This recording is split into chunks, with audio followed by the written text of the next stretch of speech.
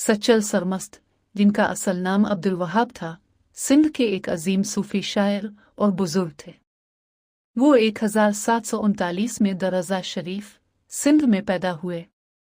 सच्चल सरमस्त को सच का शायर कहा जाता है क्योंकि वो हमेशा सच्चाई और हक की बात करते थे।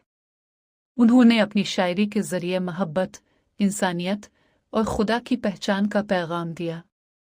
सच्चल सरमस्त मुख्तलिफ ज़ुबानों जैसे सराइकी, सिंधी, उर्दू और फ़ारसी में शायरी करते थे। उनकी शायरी में सूफियाना रंग बहुत गहरा था, जिसमें वो इंसान को अपने अंदर खुदा को तलाश करने की तालीम देते थे।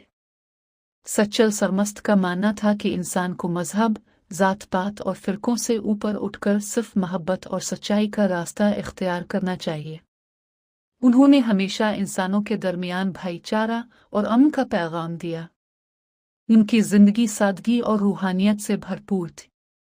आज भी उनका मज़ार दरअज़ा शरीफ में मौजूद है, जहाँ लोग अक़ीदत के साथ हाज़री देते हैं। सच्चल सरमस्त का पैगाम आज भी हमें सच, मोहब्बत और इंसानियत की राह दिखाता